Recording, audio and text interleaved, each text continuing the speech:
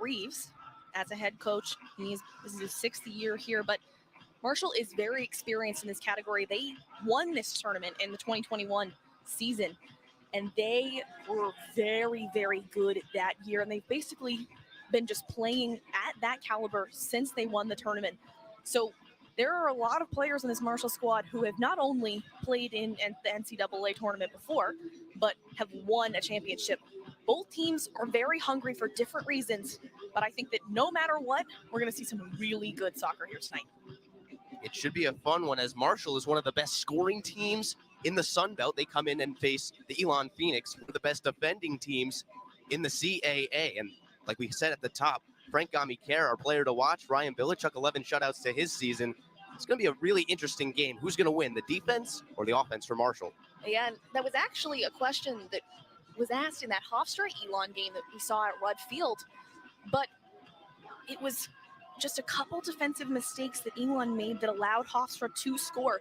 Big thing for Elon, though, Michael Clow is back tonight. Both of those goals happened when he was not on the field. Marco Vesterholm also, yes, he is a midfielder, plays a little bit more of a forward role, but he's still going to be helpful on the defensive edge. So definitely keep an eye out for both of those players tonight. Elon not the only one in here coming off a loss, as Marshall lost to JMU in the quarterfinals of the Sun Belt tournament. That was a big surprise. We talked about it a little bit in that pregame. They did not think they were going to lose that game. And JMU is a very high-quality soccer team. They're playing in this NCAA tournament as well. But regardless, both teams definitely looking to revenge their last game of the season. Well, a bunch of games from the NCAA men's soccer tournament kicking off now, and throughout the hour, we'll see a bunch more. But earlier today, High Point beat UNC, and Georgetown took down Navy. We were just about set for kickoff here at Rudd. The crowd is getting into it. We are underway from Rudd, and the NCAA men's soccer tournament first round is getting set to kick off. Here we go.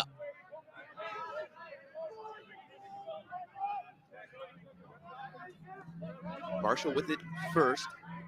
Going to look to set something up. Wouldn't expect either of these two teams to come out flying, making risky plays, but Marshall already down low in Phoenix territory. Gunning it to the inside. And they'll swing it well outside. Phoenix doing a nice job putting a stop to it initially. And we're going to see a bunch of attacks for Marshall. They average 15 shots per game. They do, and they actually even had those 15 shots that game against JMU, but nothing seemed to go their way in the shooting category in that game. I mean, they were shooting off the crossbar. They were shooting just wide. They had so many shots, and they just could not get one to fall in. And I think that they were very frustrated, just because when you're a team and you have so many chances like that, it's so frustrating that the ball just doesn't go in the back of the net. And so you know that this is already a team that takes a lot of shots. When they're a team that already takes a lot of shots and they're trying to revenge a game where they thought they should have scored a goal, we're going to see a lot more offensive action. Elon able to force the turnover. Now they'll have their first possession of the game. They'll work with it in the back line. And give credit, this Marshall defense is really good as well. Just 12 goals on the year, 5 shutouts as well. This one will go all the way back to Oliver Semla. And Marshall will try and get something going the other way. Gamiker able to cut that one off. Nice play by him. Well, that's exactly what we saw in that CAA championship game against Hofstra. He is so talented at making sure that forwards, they have to make a really great move to get by him. You can see right there, that was Matthew Bell who was matching up against him. He was the freshman of the year in all of the Sun Belt. He is a fantastic player. He also has 22 points in the season. That's 9 goals and 4 assists for this team. He is absolutely one of the best forwards that we have seen in pretty much all of the Sun Belt. And yet Frank Gamiker makes a great move there to make sure that he does not get to really just do whatever he wants with the ball. At the South Kent School for Bell, he won Player of the Year in 21 and 22, as well as was on that Team of the Year for the New England Preparatory School. I really like this high pressure that we're seeing from Elon right now, because they are forcing Marshall to make mistakes early. And Elon can't really let Marshall just slowly make their way into the 18, because that will definitely result in some dangerous plays. Well, Marshall controlling all the game so far, and there goes Mack out to midfield trying to chase that one down. They'll work it back to the near side for Seydu, and now back over to Seydu in the back third for Marshall. And you can see Oliver Semla all the way out of the box. Yeah, they are not afraid to use every single player on the field. And Semla basically becomes another defender because of how good Marshall is at possessing the ball. Now the Phoenix are going to try and push some pressure on them, and they're going to successfully do so as Lem had it for a moment, misplayed it. It'll go back over to Marshall, but look at all the maroon jerseys back there. Yeah, Elon's a defensive team. I mean, I assume that we're going to see this a lot of the game. They know how good Marshall is on the attack. Okiyoshi sends one down low, a cross inside the box, knocked away. That's our guy, Frank Gamiker. I was going to say that was a great play by him because even though it does give them a corner kick, there was Matthew Bell. He was just about wide open if that ball had gotten through to him. It was only him and Michael Clow, and then Josef even was on the other side of him. So very good play by him, very heads up. And it'll result in a corner kick for Marshall. Let's see what they decide to do with it. We're going short, going short. They'll go short now, try and go deep, and that one will go right off a Phoenix defender and right back to the corner. And that was Ben Rosenblatt who got in the way. So Marshall will lock and load again, this time going straight into the box and right into the gloves of Bilichuk. And Ryan Bilichuk is going to be a hard defender for this Marshall attack to get through. He has played a fantastic season. And now look at the Phoenix go. Here's Hepe Ordison, sends one inside for Duval. Duval, their leading goal scorer, meets the goalie head on and might have clipped him in the head. Oh dear. Oliver Semla is down, and a bunch of Marshall players surrounding Duval. Referee is calling immediately. Marshall players are really not happy with that. And some pushing and shoving afterwards. You hope Oliver Semla is okay. You can hear Coach Reeves and the assistant coaches for both teams saying, get out of there, get out of there. The last thing they want is a foul on either side. Take one more look. Great play by Hepe Jordison to lead it for Duval, but just too aggressive there. Well, and I think that Mason Duval, he went in with that ball, and I don't think he could quite see that Semla was already that close to him because he only got his head around at the last minute. He was almost tunnel-vised on getting to the ball and making a play on it. Yep. Definitely needs to be careful. It's good to see Semla is up and standing. Doesn't look like he's going to leave the game. Did just get checked on by the trainer, but seems to be all right. And that's absolutely a guy the Phoenix want to have. And you can see Duval talking to the officials. And they're going to give him a yellow here. You know what? I think that's a good call from the referee because even if Duval was not trying to slide tackle into the goalkeeper, you can't make that play. And you really got to be careful because the goalkeeper is just trying to do his job to go out and get the ball.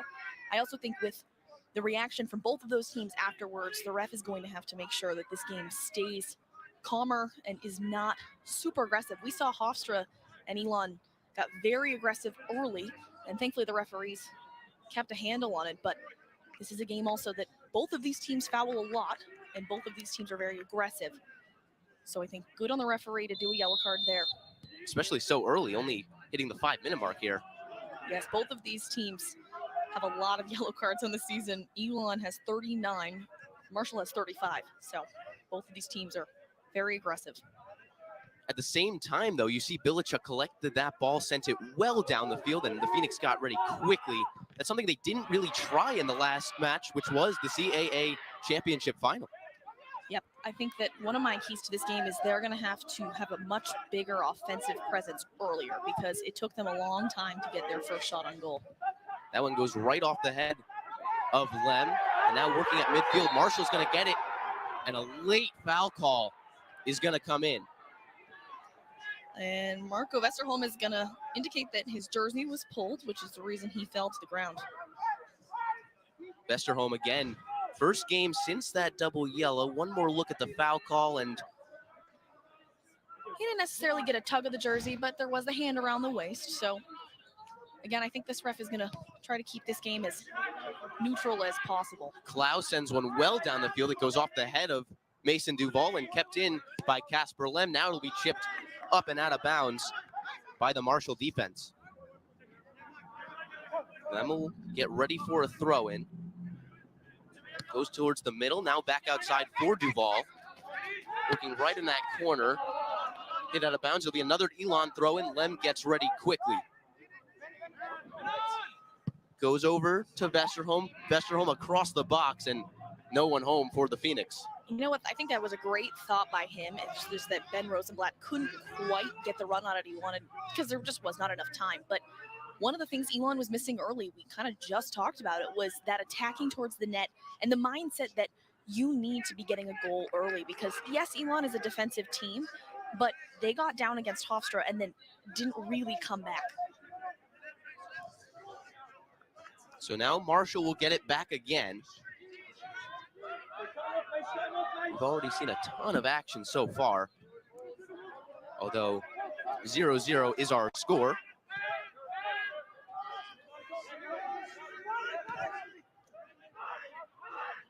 Marshall playing very hesitantly on the back line. Now going to try and make something happen. Looking well downfield. Cloud there off his noggin. And Bilichuk comes well out of the box to make a play on it. And they are going to call a foul. So even though that ball was bobbling just a bit before Bilichuk got complete control over it, they are going to call a foul on Adam Ayos.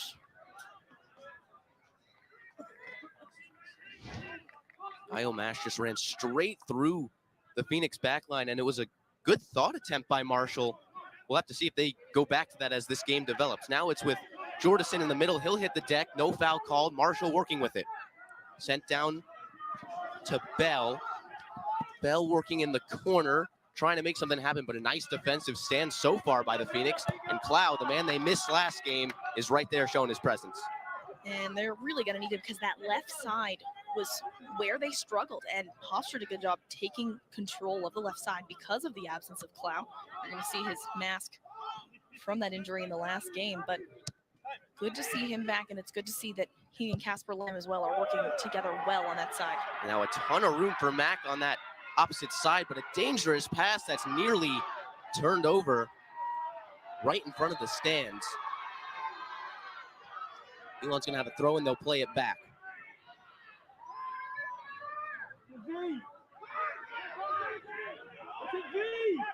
Perfect night from Rudd, just a little bit cold, but it was sunny all day, on a cloud in the sky. It's a perfect atmosphere for some college NCAA men's soccer. Now the Phoenix working with it, chip deep down low for Lem. Lem has an angle. He's going to pull back and slips a little bit there. And just unfortunate play from Lem. And now another Phoenix going to hit the deck. Marshall trying to do whatever they can to get out of this dangerous territory they in. All still in play after the shove to the ground from Vesterholm. And Marshall will collect themselves, slow it down a little bit right in front of the crowd on the far side. Good play from Elon. It's good to see them getting up into Marshall's zone. I definitely want to see them all run up and get in that 18, though, when someone like Casper Lem is running down the side, because they had a couple nice crosses in the Hofstra game, but there was just nobody on the other side.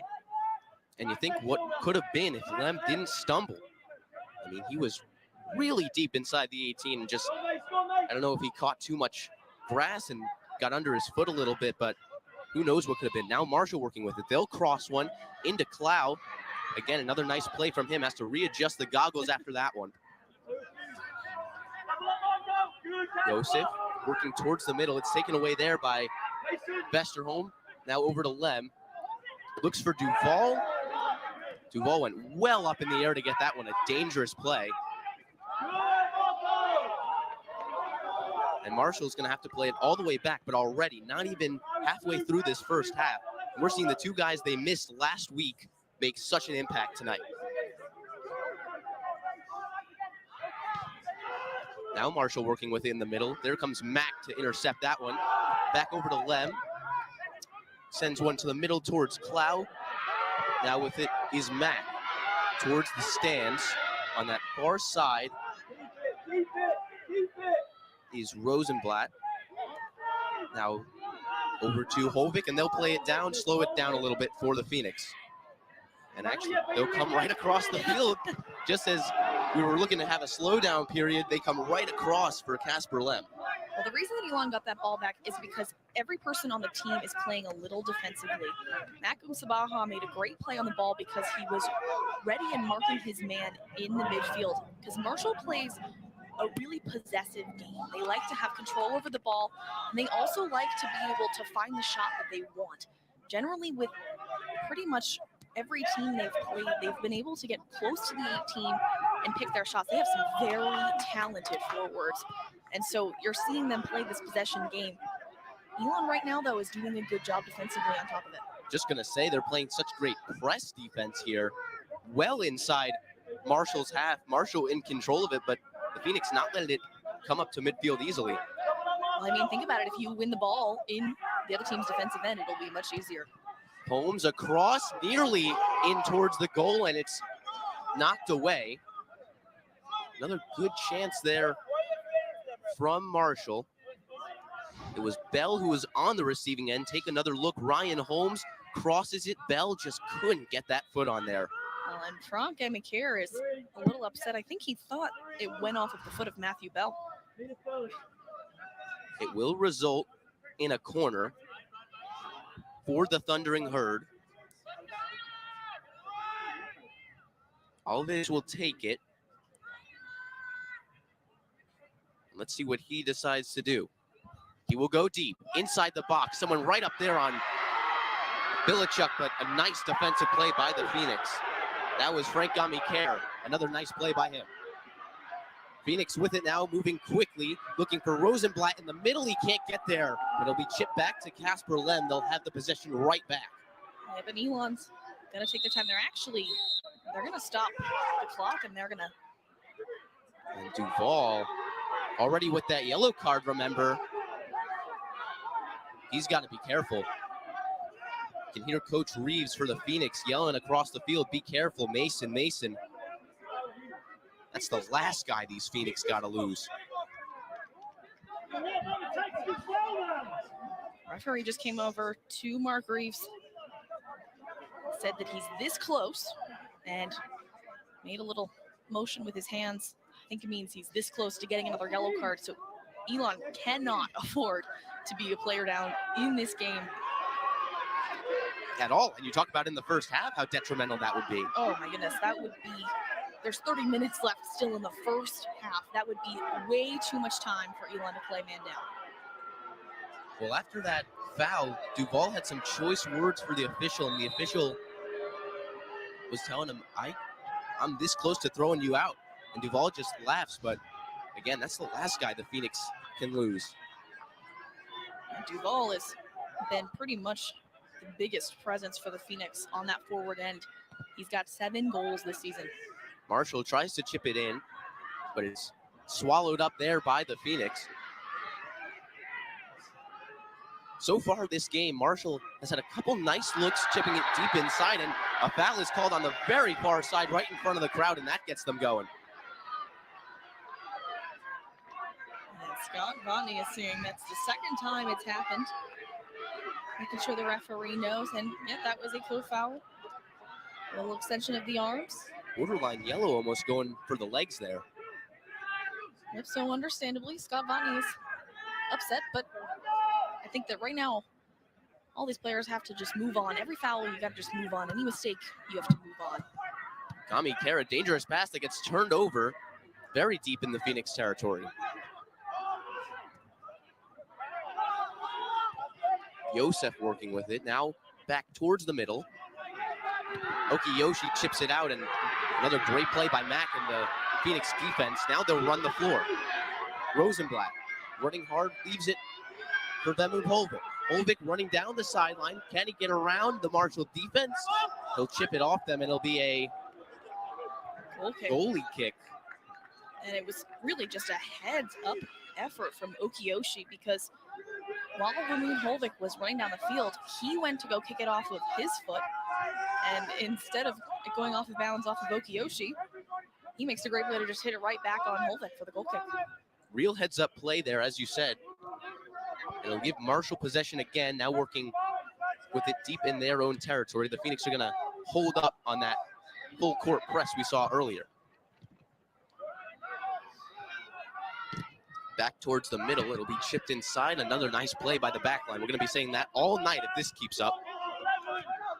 Marshall's also really trying hard to find that open gap in between Elon's defenders. We've seen them, they're playing it out the back, they're taking their time, and when they see even a little bit of an opening, they really try to go for it to get that overlapping run from their forwards. So definitely keep an eye out, because Elon's defense, yes, has stopped it well tonight, but overlapping runs are pretty much Marshall's thing.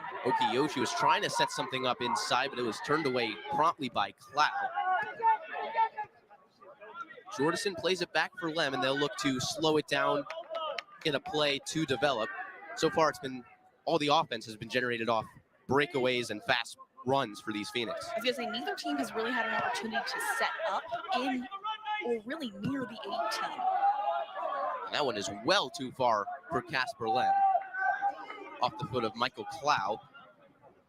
And possession right back over to the Thundering Herd. This is a team, too, that they finished second in the Sun Belt with a 10-2-3 record. Now, they finished second because Kentucky is in the Sun Belt. Kentucky finished this tournament number 1. They're the only undefeated soccer program in the nation at 14-0-5. So even though they came in second, you're looking at second for Marshall. Elon did come in first in the CAA regular season. But this Marshall team is really, really good. They have some ridiculously talented players. And in the same way that Elon did really well on the all-CAA teams, Marshall did really well on the all-Sun Belt teams. Including having the Sun Belt Player of the Year in Milo Yosef. Yep, and both teams had 4 first-team all-team selections. Now they'll try and work it down low for Yosef. Working one-on-one with Lem, and it'll be chipped out of bounds, and another corner kick upcoming. Elon defenders are not happy with that call. It's been a couple times where they thought the ball went off of Marshall's foot. And you can see Lem got his foot up in there, so good call by the referee. That is a corner kick. So Marshall will set up for yet another corner. Alves again will take it. It's their 4th one already on the evening. Still early in this first half, 17 minutes gone by.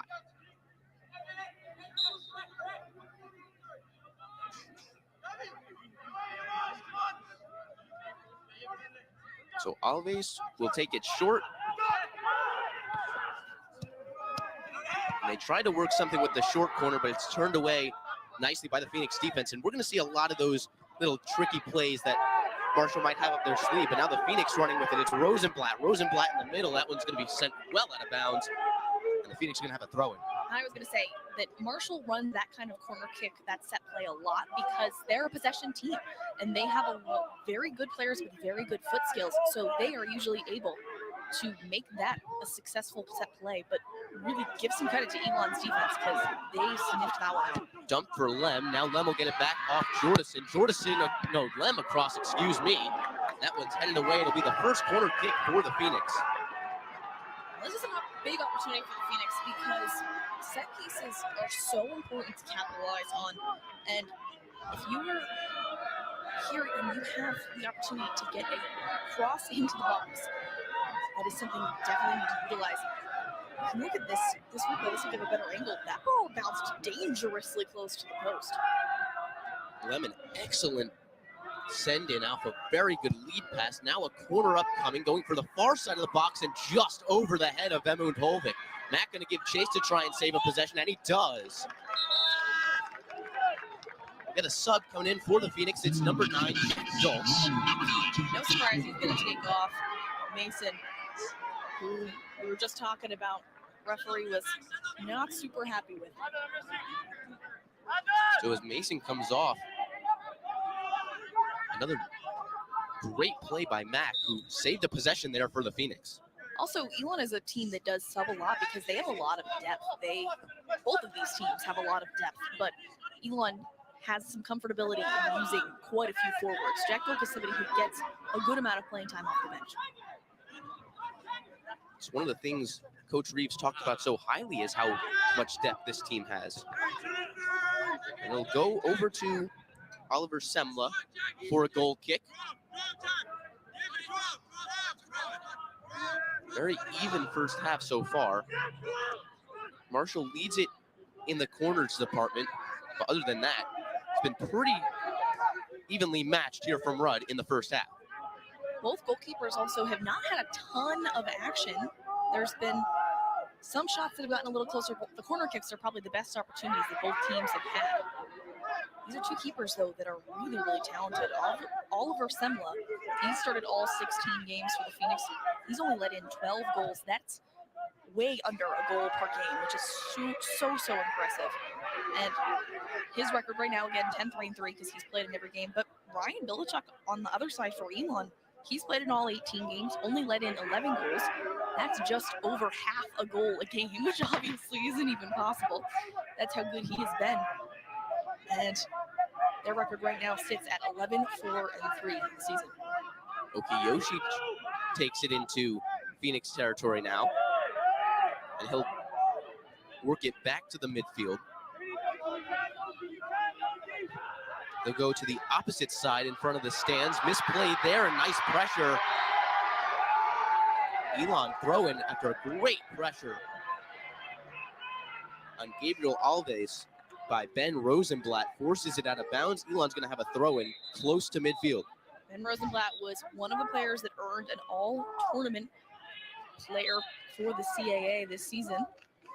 He had a really great game against Drexel. He scored the game winner in the semifinals of the CAA tournament. He's definitely stepped up a lot more in playoffs after not getting a ton of playing time for the Phoenix earlier in the season. Rosenblatt had that game-winning goal against Drexel in the semifinals. And now Marshall's going to take it back off a turnover. Look at this pressure from Elon. I mean, this is very different from what we saw in the Hofstra game, where it started very defensively. They did not play in their offensive end for a long time in that game. And they let Hofstra really do what they wanted around the field for a long time. It wasn't until the last 20 minutes that we saw our first shot on goal in that game. So I think Elon's definitely learned from that game. And also, I think that this is a testament to how good Marshall is as a team as well. Right now, they're sitting number 9 in the country. We talked about it a little too. You've mentioned how good these forwards are. And I think that Elon knows that they don't want to get at 2 players like Matthew Bell and Milo Yosef. Marshall now working with it in the middle. See Jack Dolk, the deepest Phoenix, standing in the midfield circle now. You can hear Coach Reeves saying, put a little pressure. Don't let anything come easy to them. And you can see here now, they're going to be able to force some confusion. Vesterholm goes up for it. Marshall player hits the deck, but no call. Dangerous pass to Lem. He's going to send it deep for Dolk. Dolk giving chase, but Oliver Semla comes well out of the box to boot it away. Marshall's going to control it after Jordison tried to get ahead on it. They'll work it to the far side and try and reset there. Now back over to the middle. Okiyoshi there. Leads one. And now Jordison applying great pressure again. So these Phoenix really not letting anything come easy to the Thundering Herd. And this is exactly how they needed to start this game, because they definitely are more of a defensive team. But against Hofstra and in some of the rest of the season that we've seen, they've not played cohesive defense. And what I mean by that is that the forwards have not been putting as much pressure on their back defensive line or any of whoever their opposing team is.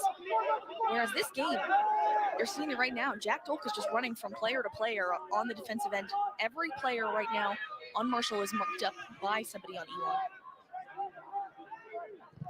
Now they'll work it to that left side. It'll be booted away. A nice sliding play by Ben Rosenblatt to force the throw-in.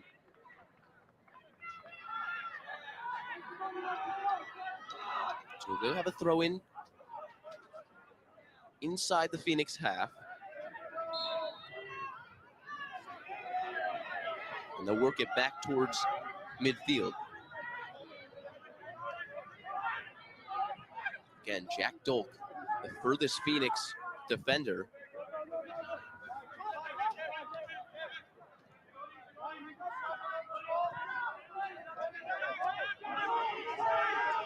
And we have not seen a lot of offense from Marshall just yet.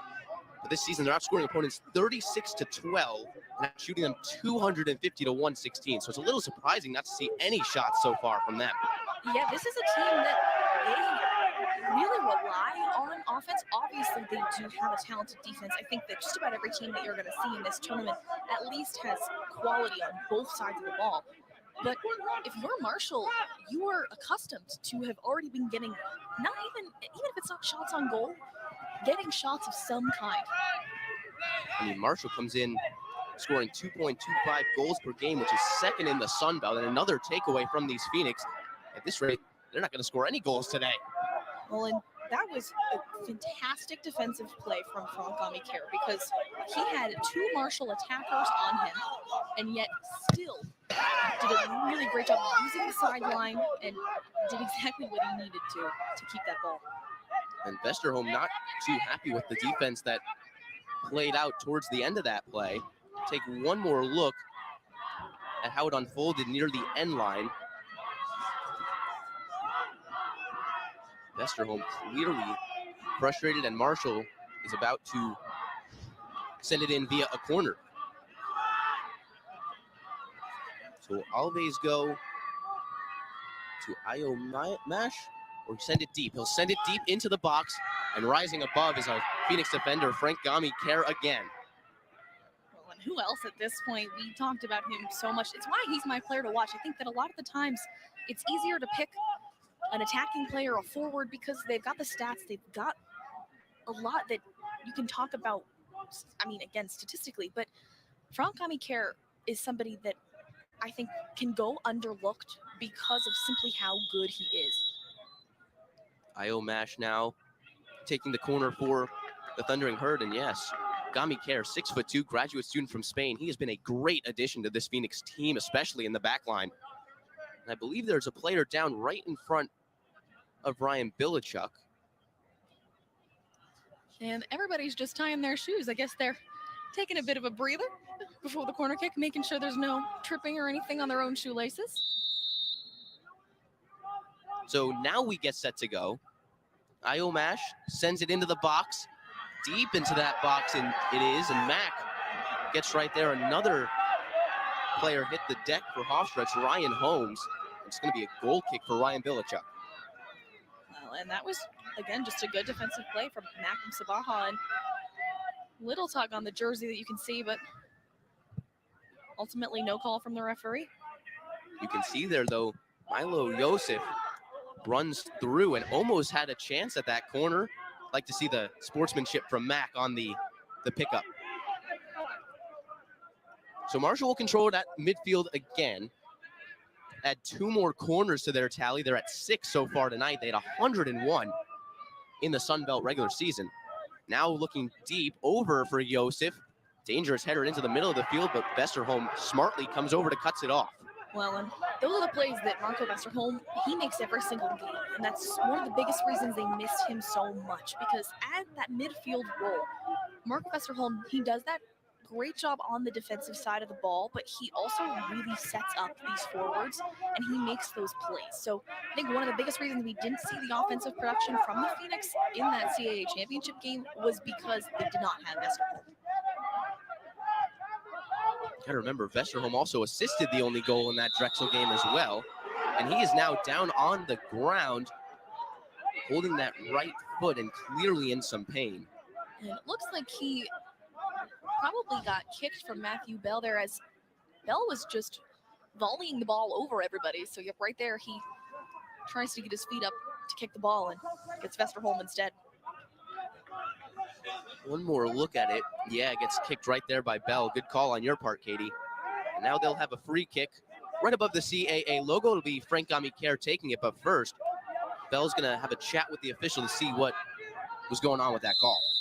Well, and both players were going for the ball, so I can understand Bell having a conversation with the official, but ultimately, Elon is going to get possession.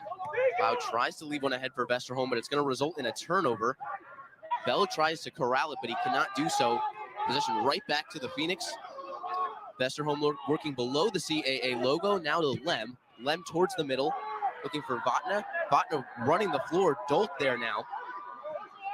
He'll send it ahead for Scott Vatner. Working on the corner, nice little shimmy shake. Leaves it for Lem. Trying to get something go towards the box. Ricochets off Jordison and all the way back up to midfield. Now Gami Kerr's going to look for Lem on the far side off. A Marshall player, and now Marshall's going to run the floor. It's Yosef. Yosef goes across the field. Working one-on-one there. A nice shifty move on the outside on the CAA Defensive Player of the Year, Vemun Polvik. Nothing doing offensively for Marshall. Good defense by the Phoenix. Left for Polvik. He'll save it in bounds, looking for Dolk, and it's turned right back over. Now Vatner working with it. He'll look for Dolk. Dolk wide open in the middle of the field. He's got a one-on-one with the goalie, but he overruns it. Now recovers Dolk to the shot. It's right off the goalie's chest. Oliver Semla was in the right place at the right time as Dolk just could not find the open netting behind him. Well, and Jack Dolk, yes, that is a very tough angle, but that goes right at the goalie's feet. So all Semla has to do is just get it in his hands. And unfortunately, you can see there was a little bit of a missed touch, which is why it resulted in a little less space that Dolk had, and the defenders had just that extra second to recover and get Jack Dolk out to the left side.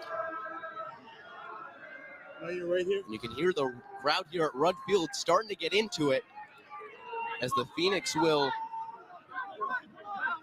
get ready for a corner kick.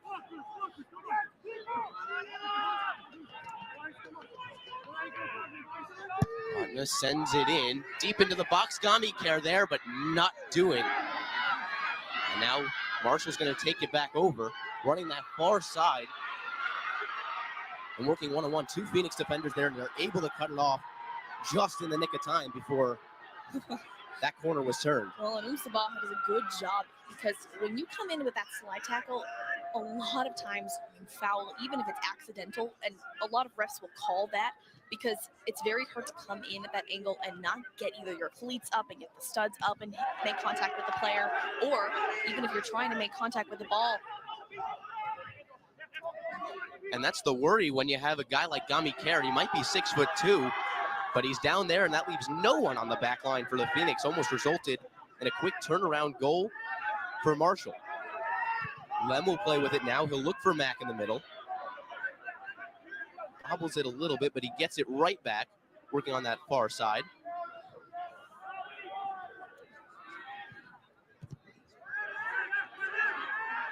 The Phoenix now seeing some pressure from Marshall while they control it in the back line. Clow with it now on the near side. Tries to thread the needle to Jordison, but it results in a turnover. Marshall working with it now at the midfield. Masayunas leaves it for Seydu. Seydu will be advanced to the far side of the field. Back over to Seydu. You're going to see that there are so many people here in this crowd today. And you can see that there's definitely a mix of both, as more people have come and lined up on the fence. There's a lot of Marshall fans here, even though Marshall is all the way up in West Virginia. Marshall's going to force a turnover now, and they'll work it on the opposite side.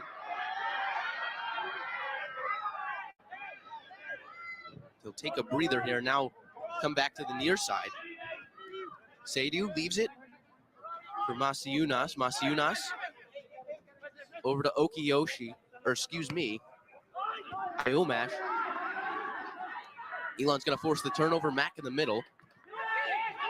Outside for Lem. Lem sends it looking for Dolk, but a nice play there.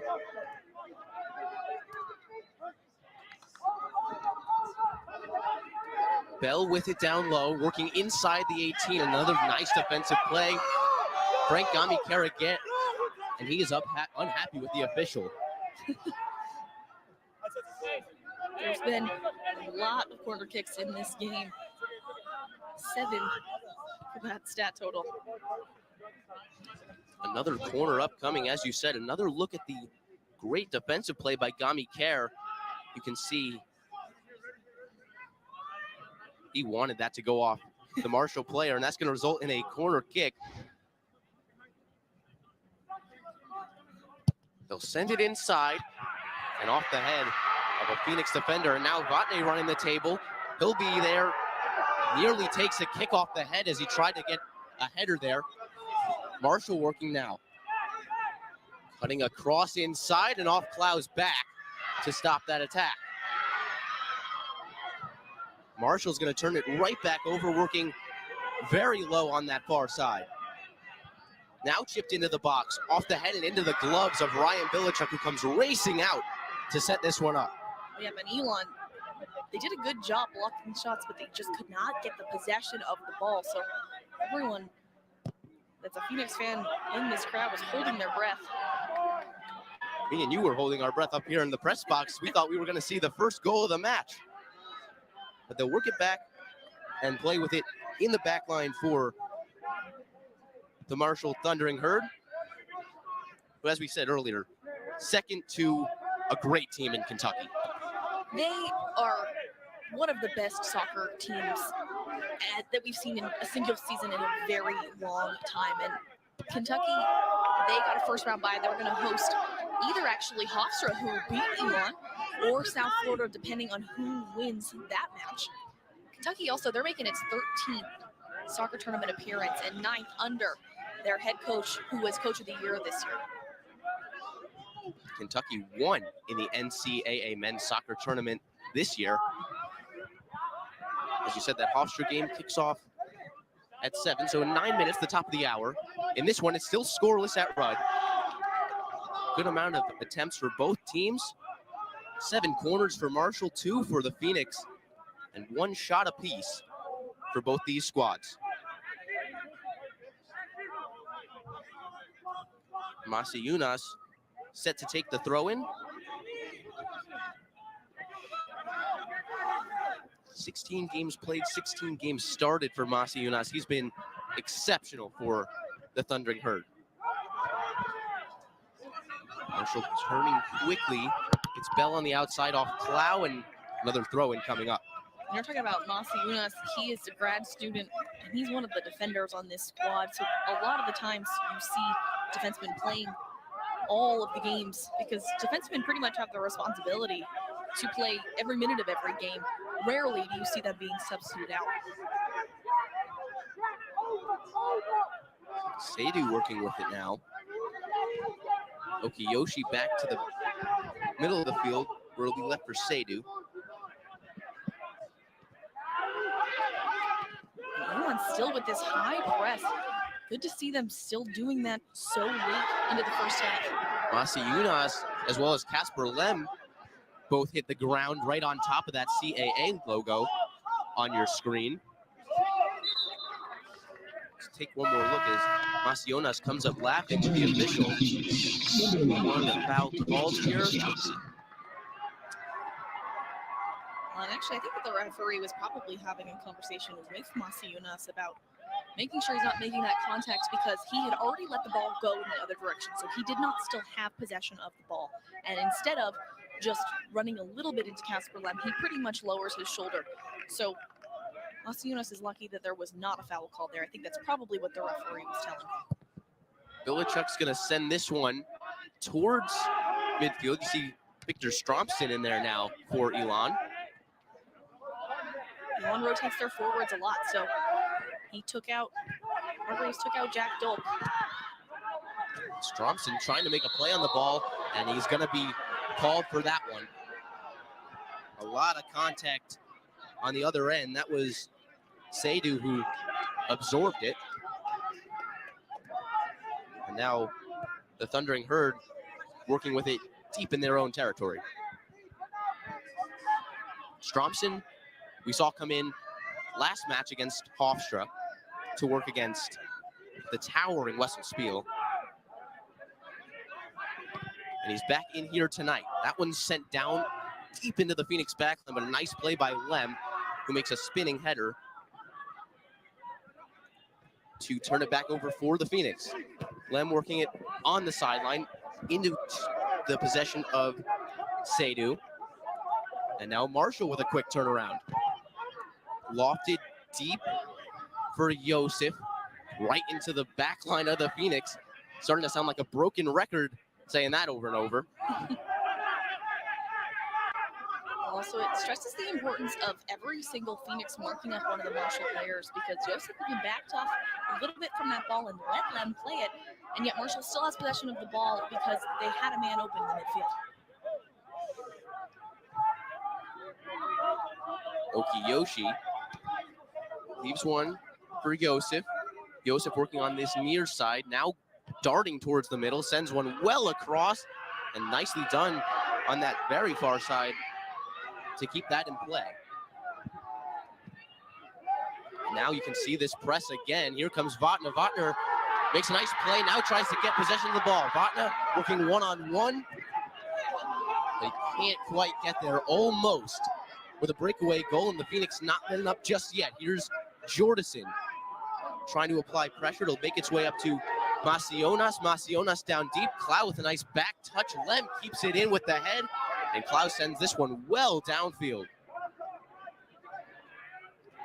Stromson tried to force one to Vatna there, but it finds a Marshall defender. A nice sliding tackle on the other end. That's Bemund Holvik. Holvik now working defensively one-on-one, and there's going to be a foul called. A lot of contact on Milo Yosef, and he comes up holding his legs. Yeah, and you're going to see there's a lot of contact pretty much right off the bat. So Holvik, he does a good job. He gets most of the ball, but then this is the one that they're going to get him for. He was just clipped, Yosef was, as he was running by, and this is a pretty dangerous place for Marshall, because even though it's not right outside the 18, you can almost treat it like a corner kick, but it's a lot more dangerous because this team has some players who can shoot the ball from right here on goal. And you're going to see even, looks like that Yosef is going to be the one, which I have to assume means that there's going to be a shot on goal here. Crowd here run on their feet, making a lot of noise, trying to make it as hard as they can on Milo Yosef. They look to send this one in on the free kick. Best chance of the night so far. Yosef gets ready and sends it in right into Bilichuk. A nice diving save from him, and he gets the warrant of the applause here from Rudd. And that's exactly that kind of play that I thought that Yosef was going to have, because Yosef has a fantastic foot. He's scored 8 goals this season. He's got 19 points on the season, but Bilichuk reads that one all the way, and really lucky too, actually, that it goes out of bounds. I don't mind this corner kick here at all, because one of the goals that was scored in that Hofstra game was Ryan Bilichuk made a great save, and there just happened to be a Hofstra player there and ready to score. Iomash gets ready to send it back into the box. Bilichuk again reaches up and makes a nice play on it. We'll get set for another corner, but another nice play by the Phoenix goalkeeper. Bilichuk has had a really great season. He's been a grad transfer here from Elon, and that can sometimes be really hard to come into a new team as a transfer, especially when a lot of other players on this team are also transfers, especially in that back line. So you're just going to see him. He guts right up over the head of everybody and makes the play that he needs to, even though it results in a corner. And we'll get set to do it all again. It's sent into the box one more time. Backline header into the back of the net. What a great play there from the Marshall Thundering Pride. It's Seydu who finds the net, and it goes off of a Phoenix on the way in. It is 1-0 Marshall. Again, it's Mohamed Seydu who finds the net, and there's Coach Reeves. He can't believe it. Great play there from Marshall. I mean, the corner kick comes in, and Seydu just makes sure that he can get ahead on it. Looks like it even bounced off of Elon. Yeah, it looks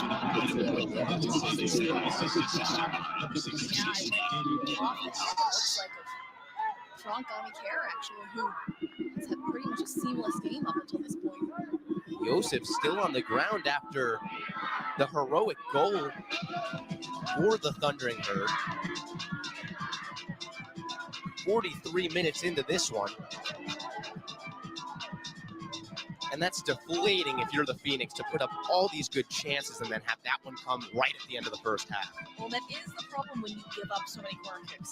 And in this situation, obviously, Ryan Bilter did a great job just punching the ball out for it to be a corner kick. But one of these times, they've had 9 corner kicks. And you have to think that Marshall, who is such a good team at scoring, they are so good at getting shots on goal and just getting pressure on defenses that you have to think one of those corners was eventually going to find the back of the net. Well, 9 corner kicks for Marshall, 3 shots, 2 of them on goal, and that one is the one that breaks our tie here late in the first half.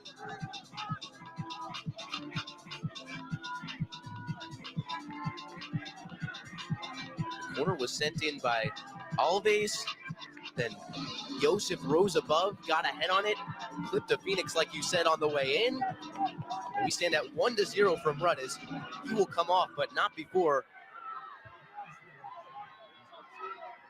And now actually he will take a second to see if he can't get back onto the field. Stromson stands at midfield ready to kick this one off.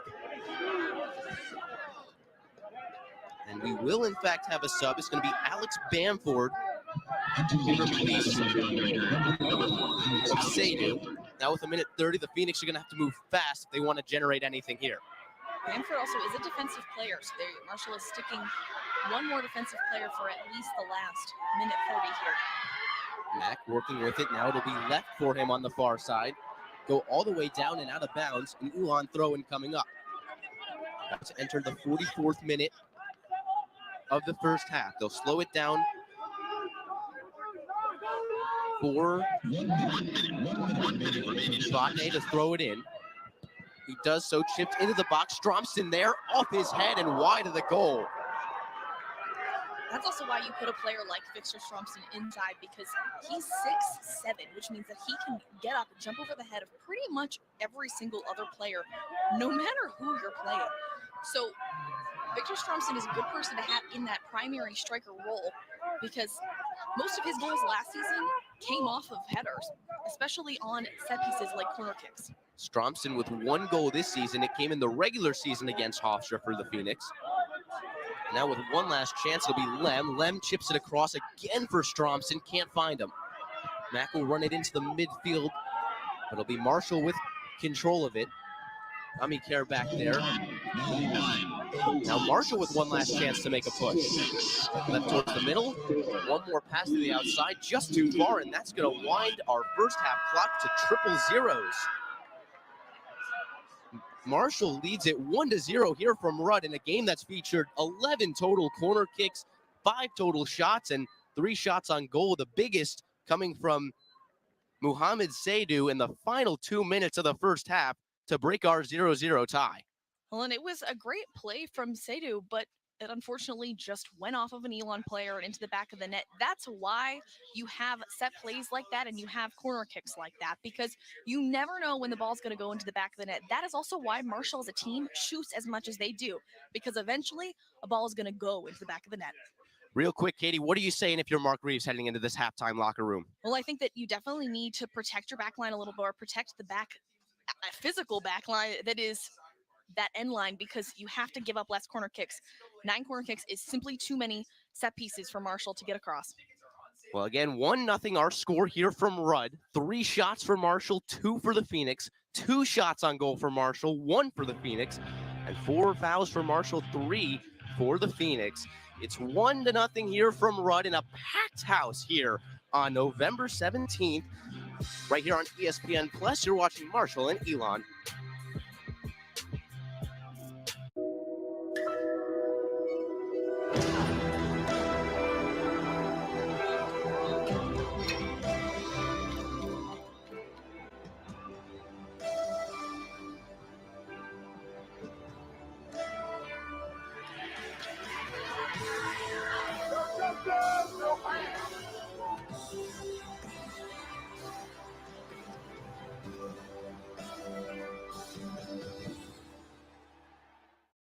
More truck owners are switching to Ram, which means more tailgates are switching to Ram. And more of that, and whatever that is, are switching to Ram. Hi, I'm Sunny. Welcome to my dorm room. This is my walk-in closet / vanity. This is where I nap a lot. Every dorm needs a cotton candy maker. Walgreens Find Rx coverage is here to make Medicare easy. Even easier than those dances your grandkids love doing with you. Start Medicare shopping today with Walgreens Find Rx coverage. Plus, find low-cost copays. It's not too late to talk Medicare. Walgreens is here. Walgreens. This book has helped me reach so many young homeowners who have become their parents. Hey, what's the lowest you'll go on one of these mugs? Well, remember, no haggling in stores. Ah, yeah, chapter 6, yep. They may have read the book, but they still have a long way to go. I was hoping to get your John Hancock on there. Let's just call it a signature. I noticed there weren't any refreshments, so I'm just gonna leave a couple of snackies. Folks, the line's a shambles. Let's tuck it in. Sir? Come on. Come on. Okay. Oh, right? Progressive can't protect you from becoming your parents, but we can protect your home and auto when you bundle with us. Okay, we don't need a line monitor. When you buy 10 tickets on Vivid Seats, you get the 11th ticket free. I wonder what my 11th will be. Hey!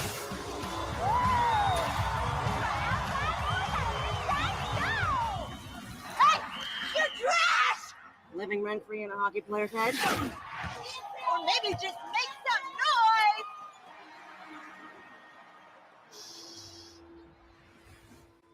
What's your 11th? Number 4, Kentucky. Number 2, Gonzaga. Sunday at 7:30 on ESPN. Monday Night Football.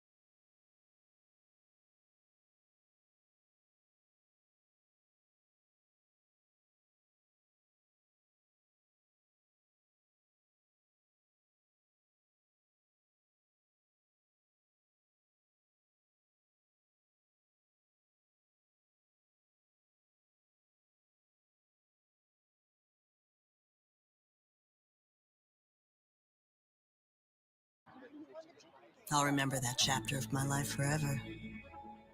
We laughed. We cried. We protected that Progressive Home and Auto bundle day and night. We were all of us dazzling. Like knights sworn to protect our kingdom. We knew it wouldn't last forever, but that's what made it special. You know we'll be back tomorrow, right? Yeah, but it'll never be today again. Just get on the bus. Well, second half action is about to get going here.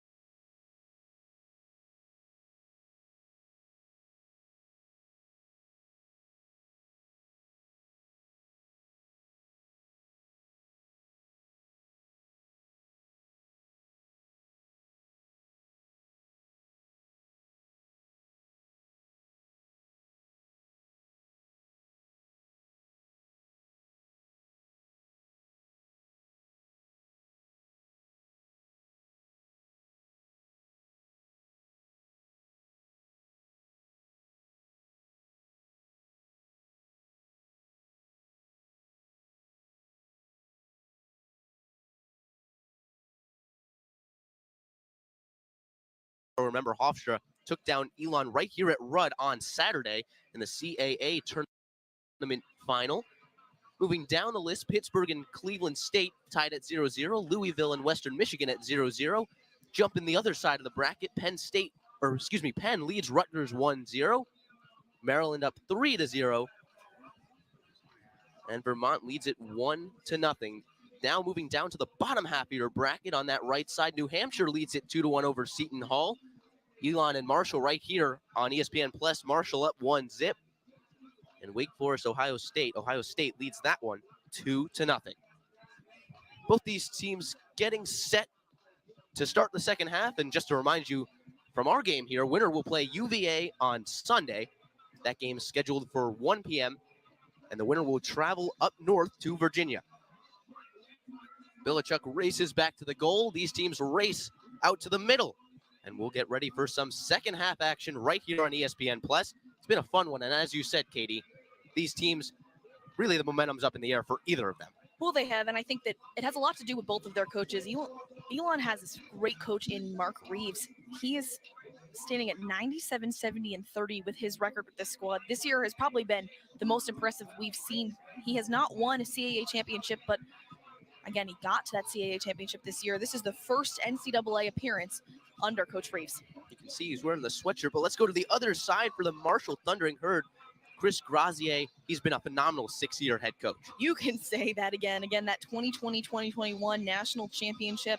His record right now with this team is 56-28-13, but the last 3 years, he is 49-9. That is a dominant record, especially in a conference like the Sun Belt where there are some really good teams. He also has back-to-back CUSA titles, as well as hoisting the 2020 College Cup National Championship 2 years ago. And as we said at the top, this Marshall team back in the NCAA men's soccer tournament for the 4th straight year. They've been phenomenal.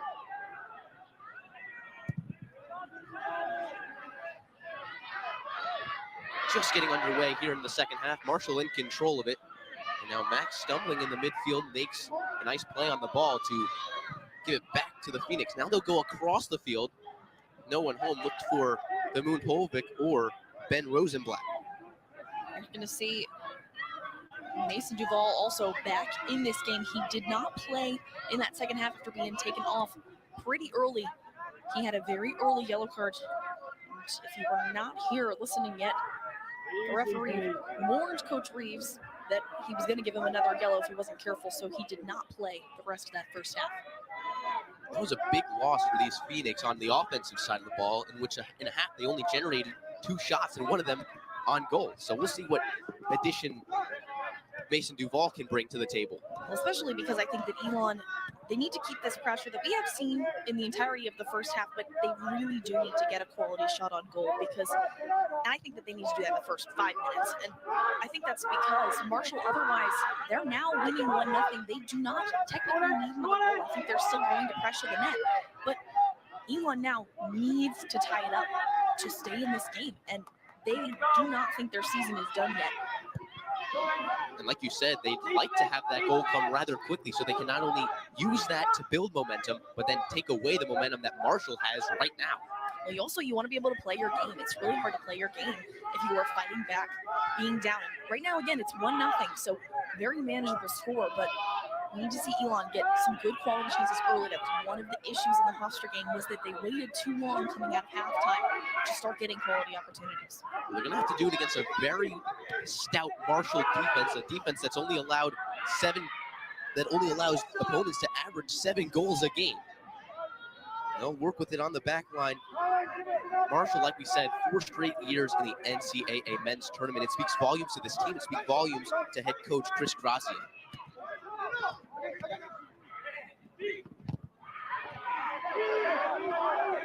Moves it all the way back to the back line. If you're the Phoenix here, Katie, you see Marshall playing around within the back line. When do you draw that line and say, okay, now we got to apply that full court pressure?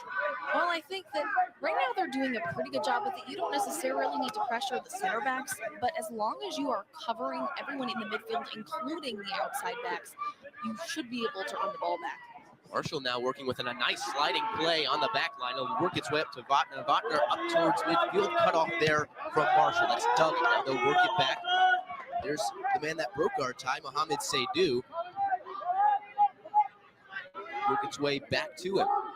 Working in the midfield circle, 1-0 from Rudd, early second half.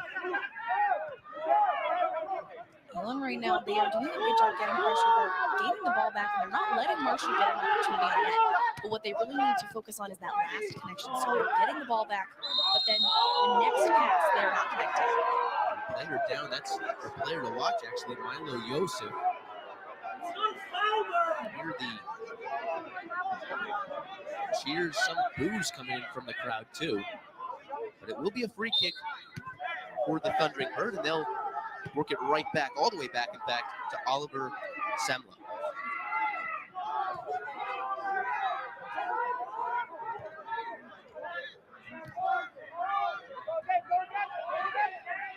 For Elon to come in as an at-large bid and host an NCAA men's tournament game, it speaks volumes to how well this team played this year. Well, yeah, I mean, they were the CAA regular season champions, and they were really, really good in that regular season. And then they did play a very good game against Drexel in the semifinals. They also played a good game in that CAA championship that just did not happen to go the way they wanted it to. That does not necessarily take away how good they've been the rest of the season, which is why you earn that at-large bid. And they thought that they were going to earn this bid even before the CAA championship was played. We talked to Coach Mark Reeves, and he said that even though, of course, at that point he was focused on the championship game, that he thought that both his team and Hofstra were going to make the NCAA tournament no matter what. To that same point, these Marshall Thundering Herd came in 3-1 in their 9-1, and that little hiccup to JMU in the quarterfinals. Well, yeah, a little hiccup is definitely what it was. Yes, of course, they thought that they should have had that game in the bag, but give some credit to JMU. They played a very good game. They are also a very high-quality soccer program. They only lost to Kentucky in that next game. But Marshall is also one of those teams that is so talented, it would simply have been a mistake to not have them here in the NCAA championship tournament. They've been doing it on both sides of the ball. Offensively, they're outscoring opponents. Defensively, they're holding them to minimal shots. Coach Chris Grazia has a lot to smile about. Well, it's really impressive when you can do that on both sides of the ball. This one's out in front of Bilichuk. He'll come out of the box and make a sliding save at it. Instinct kicked in there for Bilichuk as he darts out of the box, and stops it right in front of a Hofstra, or excuse me, a Marshall Thundering Herd player.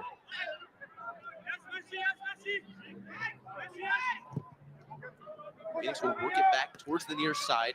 That's Ben Rosenblatt. Ben Rosenblatt couldn't get a nice solid piece of contact on that when he lost it at midfield. Marshall now working with it, left in the middle. One more pass. Shot on goal to Bilichuk right there to make the save, and he comes racing out of the box. You can see he's frustrated. They want to get something going. Well, he wanted his team to try to work on that fast break. This is pretty much the area of the field that a Hofstra player scored on in that last NCAA championship game. So Elon needs to make sure that they're covering the runs, and they need to make sure that those midfielders are also dropping to cover the players. Plow over to Mack in the middle. They'll work with it at midfield, trying to thread the needle, but they can't do so. Goes right back over to Marshall, but you can see there a good bunch of maroon shirts in the area. Marshall's going to regroup. This one goes all the way back to Oliver Semla.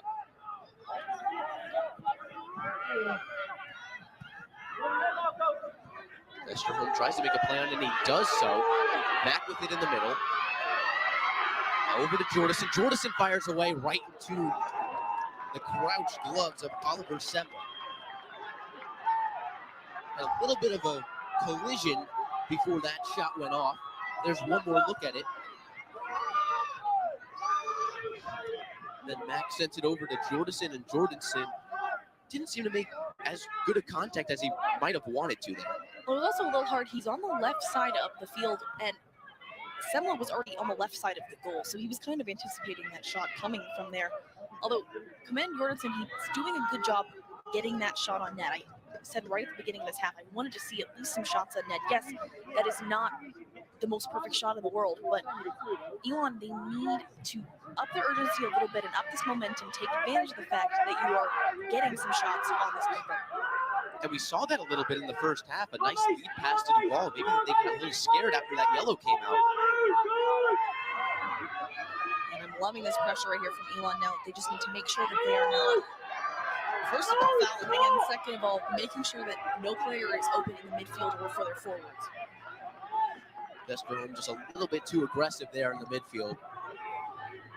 It's going to be a foul, so they will continue to pressure, but Marshall's still in control of it. It'll come right underneath the press box. Now Marshall going with a little bit of tempo. Elon's going to take it over in the midfield. Left towards the outside for Lem, who chips it deep looking for Duval, but out of bounds it goes. Well, give Marshall a lot of credit. They're going to play a possession game for the rest of this half because they have the ability to. You're going to see the foul right there, and Westerholm just goes a little bit too hard from his back. A lot of the times that is going to be called simply because if you feel that pressure on your back, you're probably not ready for it. So now they'll work all the way in the back. And you just think at this rate, with Marshall playing slow, then fast, maybe they'll find a little crack in this Elon back line. They were able to find their one goal coming off a corner kick, but maybe they start to thread the needle a little bit like we saw in the first half, trying to find any crack they can in the maroon jerseys that make up the Phoenix back line. Well, this team is really good at finding those holes. That is the reason that they get so many shots. You haven't seen a lot that Ryan Bilichuk has had to come out and defend the 18 in its entirety. And we've seen a couple times he's had to make a play way outside of his box to make sure that nobody on Marshall can get that shot that can go. And here you see Marshall applying a lot of pressure deep.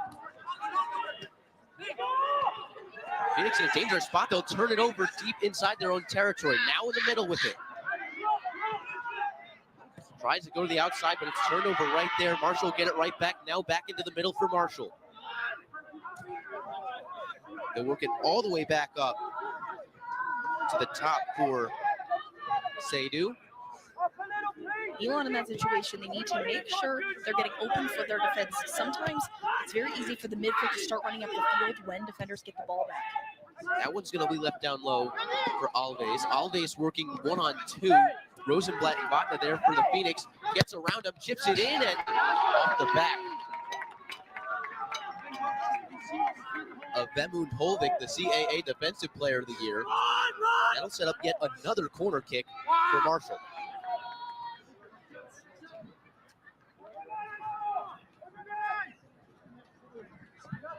So their one goal came off a corner kick. Let's see if goal number 2 can come off it as well. Iomash awaits to send it in. Goes long with it. Deep inside the box, a group of Phoenix there, and it's cleared away. Good defending from the Phoenix. They don't want to let in another goal off the header. I think they learned the last time. Sato was able to get his head on it. It bounced into the back of the net. Marshall's still in control. They have a throw, and this one gets past the initial back line. Wild shot that goes right off the body of Vemund Holvik. Big reason why that one didn't end up in the back of the net. And that's why he was CAA Defensive Player of the Year. He's willing to put his body on the line for stuff like that. Rosenblatt gives some good defensive pressure. Now it will be turned over, but right back over to the Marshall Thundering Herd. And they'll have it down low in the corner. They do, and turned over to Vemund Holvik. Vemund Holvik up towards midfield. Sadu will work with it. Marshall has pretty much kept the ball in their offensive end, and all they're doing is possessing Elon. They really need to add some more pressure, make Marshall force some mistakes, because again, right now, we've got about 32 minutes left, which seems like a lot of time, but it's almost like a repeat of what we saw in that Hofstra game. They came out of halftime, they didn't have a ton of urgency, and then by the time they were getting shots on goal and getting pressure, and it was a very exciting game, it was just simply too late for the Phoenix. Just that lone shot for the Phoenix, and here's a turnover that might spark something. Running the floor is Casper Lem. He'll go to the outside looking for Vatne. Vatne giving chase. He's got it inside the 18, a cross, and a nice defensive play by the Marshall defense. Well, and Gabriel Alves, he has been all over the field tonight. He is one of the players that takes corner kicks for this Marshall team, but come on, man, that is just good defense. And a great hustle, too. He was nowhere near that play, and he comes flying in from the left half of your screen. Rodney was looking for Mason Duval, the Phoenix leading goal scorer. They'll have a corner kick. Lem's going to take it low.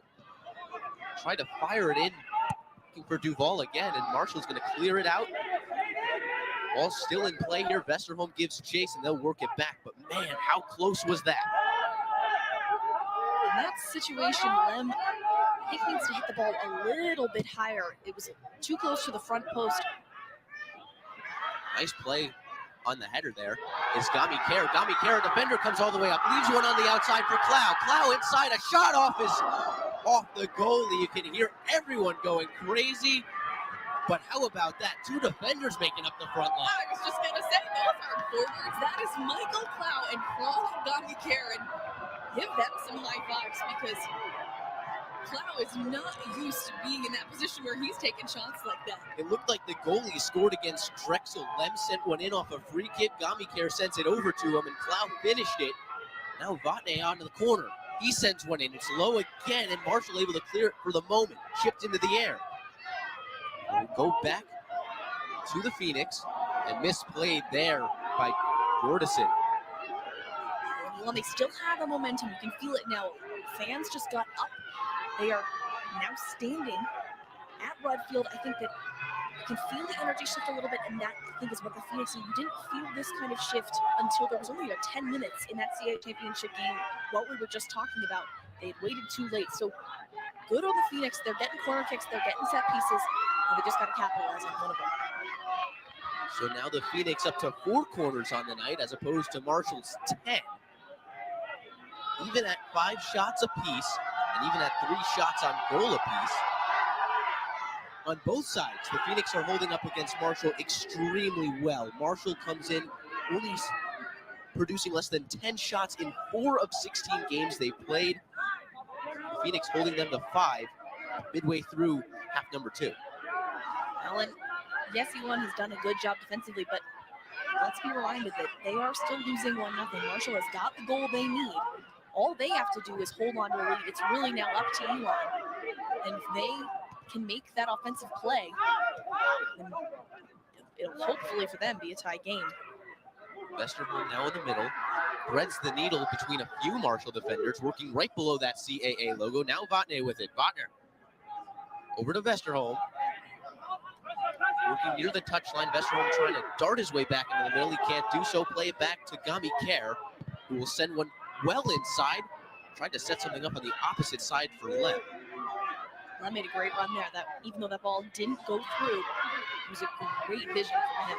Lem has it now. He'll send one across, chip into the box, to ball up in the air and off his head. Marshall able to get it clear, but we're starting to see some chances from the Phoenix. That one is just too far, and never mind, great play by Milo Joseph to track that one down. I thought that one was going to get by him. Now working inside the 18, Joseph cutting the corner, leaves one in the middle. Shot towards the goal, Bilichuk a save, another chance, and well wide of the net. Oh wow, that one was close for Iomash. Just went wide right of the goal on the ricochet. He's going to wish he had that one back because this was just a great setup for Marshall. It tips off the ball, so give Ryan Bilichuk some credit.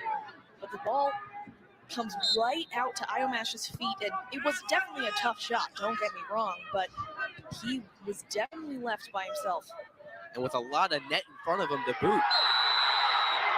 We have a big collision here right near midfield. It's going to be a foul on Iomash.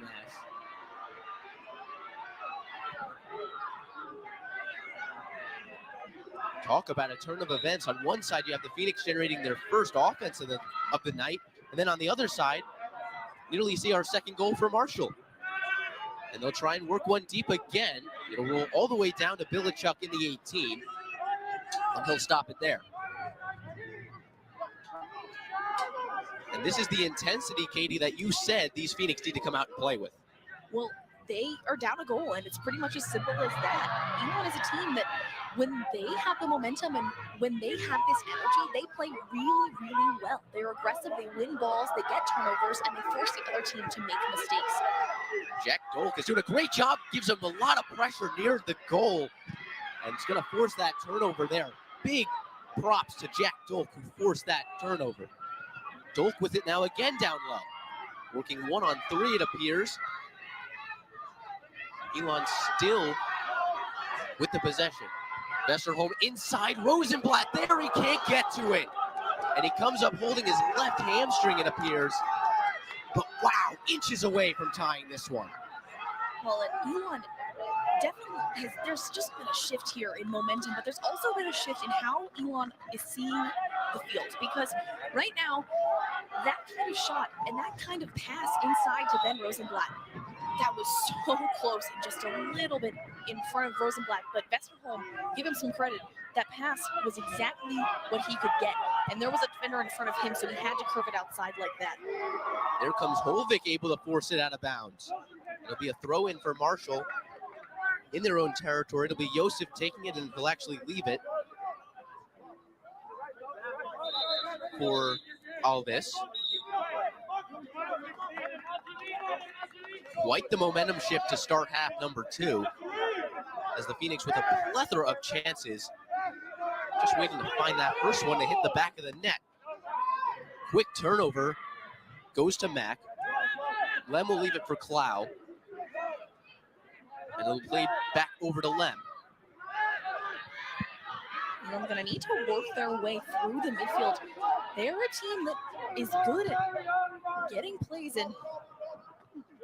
They're going to try to find that overhead every once in a while, but generally they're a team that can work it all the way from their defense through the midfield back to their forwards. Vatno with it now. Looking to send one inside. He looks for Dolk. Dolk working one-on-one at the 18, trying to get his way around a Marshall defender, but he can't do so. It'll roll out of bounds and end in the goal in the hands of goalie Oliver Semla. Great play there from Muhammad Seydu. Yeah, I was going to say, great defense. Like Seydu, the way that he blocks out Jack Dolk without fouling him is perfectly done there. I mean, you can see him. The ball is not rolling super fast out of bounds. And Seidu does exactly what he needs to get that ball back in his team's possession. And Keeping those possessions, stealing those possessions is what wins you these close games. Gamikere now to the other side for Lem. And you can see Marshall trying to apply some high pressure now. Goes all the way down and well out of the net is Oliver Semler. And a big tug, and Mac finally going to get the call. And they're absolutely going to give him a card there, and I think that is very warranted because for Ryan Holmes there, he is aware of the fact that his goalkeeper is out of position, so therefore he holds him to make sure that Oliver Semler can get back into the net, but you cannot hold him like that, and I think that was a very good call from the referee. And the crowd is going crazy here at Run as Mac gets set up for a free kick. A few yards past midfield. Look at all the bodies that make up that 18-yard box for the Phoenix. Oh, 5 of them there. Sent inside. Over to Gamikere. Gamikere working with it on that CAA logo. Turns the corner. Trying to find some room out there. Kicks one off, and it'll end up in a corner kick. Great play by him. I remind you, he's a defensive player. That looks like a forward right there. Big reason why he plays every minute of every game. Look at the heads-up play from Gamikere to send it right off of Marshall player body. Another corner kick upcoming for the Phoenix. It's their 5th on the night. Jordison sends it in, up and over, and a nice header there. Couldn't catch who it was, but a great play by a Marshall defender.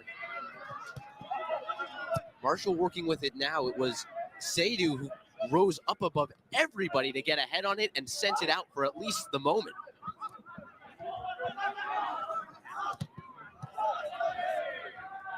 And off Botney's foot, it's going to be Marshall ball. A throw, and they'll have it deep in their own territory. Both teams are doing a great job right now in their respective positions. We've seen now Elon, for the past 5 minutes, has had the ball in Marshall's defensive end, but give Marshall a lot of credit. They have been very solid defensively. They have not let a lot of shots get to the keeper. 2 of their last 3 games for Marshall have been shutouts, apart from that one against JMU. Well, the referee's actually going to stop the clock and have a conversation with Gabriel Alves. Looks like he was wasting a little time on that throw-in, and the referee wants to make sure that Elon gets their fair opportunity.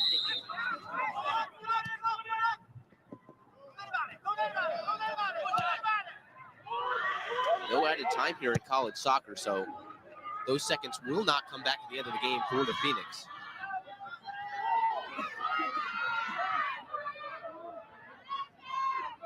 That's also why, in that case, the referee does stop the clock. Because you are right, Max, there is no extra time in college soccer. You see the Phoenix aren't going to let Marshall take much clock off. They're going to make it as hard as they can.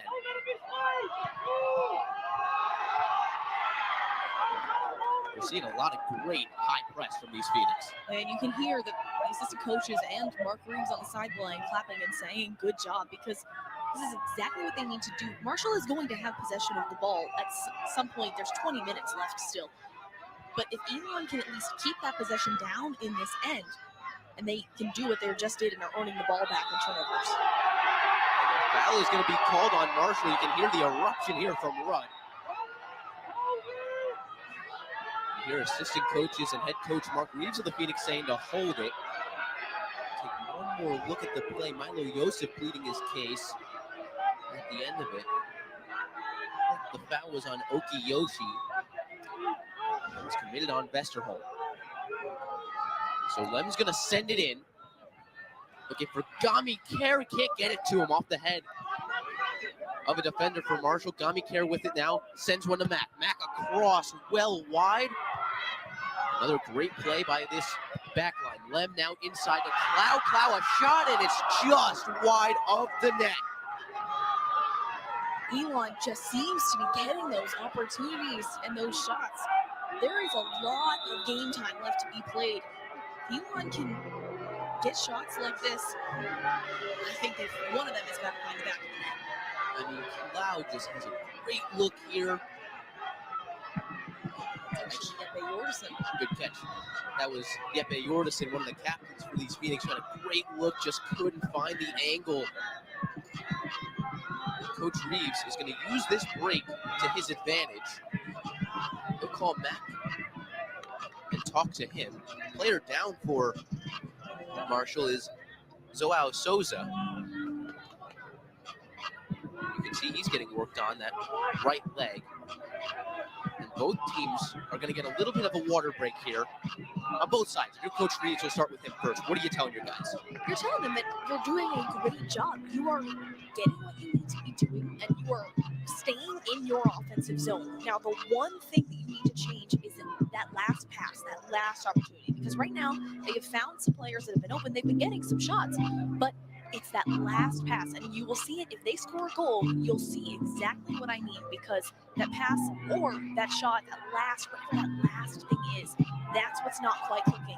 And it's something that, for any team, it's not going to click until you score that goal. Then on the other side of this water break, Chris Crozier, what are you telling him? You're telling your team that you need to get out of your defensive end, because Elon looks really good right now. And yes, you have the lead, but it is a 1-0 lead. Marshall is not winning this game 3-0. It is 1-0 with 21 minutes left to play. You need to get out of your own defensive end. You've been playing a great game so far. Go back to how you started this second half and keep the possession in your attacking end, not your defensive end. Joao Souza is going to come off to the touchline. He'll wait to check back in. And we'll see what other moves these coaches have left up their sleeve. A chess match, if you will. Mark Reeves, head coach of the year for the CAA. Chris Crozier, we've already talked numbers on how much he's benefited this team in his 6 seasons. The Phoenix will work it all the way back. They've had the pressure for the last 5 or so minutes that has been non-stop. The most recent, a shot just wide by Jeppe Jorgensen. There's Jack Dolk doing a phenomenal job, and they'll send it all the way back. Another dangerous spot to be if you're the goalie.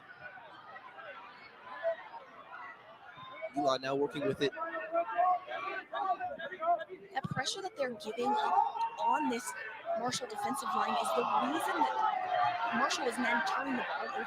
It's the reason that Semlef is forced to kick that ball just wherever he possibly can, because Scott Botany is coming at him, and if Semlef had taken another second, that ball would have been in Scott Botany's feet. So Elon right now, they're doing exactly what they need to with pressure. Now when they get the ball, they just need to hold on to it a little longer, keep that pressure. Well, into the 70th minute here, still 1-0 our score. Marshall leads it. Although we've seen a great number of pressures from the Phoenix in the last 5 or so minutes. They have it again now. Looking in the middle, and a lot of contact. A foul is going to be called.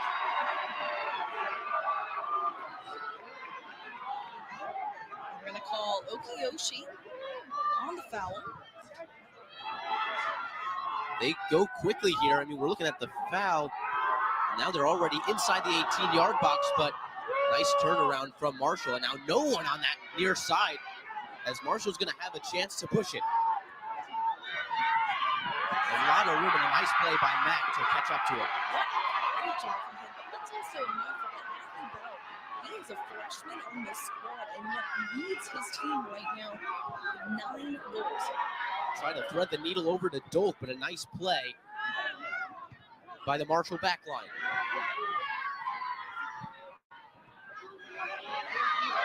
Interesting there that the Phoenix went quick with the foul and didn't decide to take their time, but now they got a great chance here. 3-on-1 looking for Dolk, but it's into the gloves of Oliver Semla, just too far ahead of Jack Dolk. I was going to say the pass, Jeppe Jorgensen is going to run back because he had that space behind the defender. We're going to see it right here. Jorgensen does, first of all, a great job keeping the ball, but he had the little step of extra space he needed. And wow, a big takedown right in front of the crowd, and that's going to receive some boos. That's Jeppe Jorgensen, one of the captains for the Phoenix. What a great shot from our friends at Elon Sparkles, and you can see how much the crowd reacts to that, and very warranted because he came in and slide tackled. We talked about it a little before. He does get some of the ball, but if you clip the player's foot like that and he falls like that, it's gonna be called. A huge chance coming for the Phoenix as they'll have another free kick at it. Vesterholm sets it into position. It's him and Lem over the ball.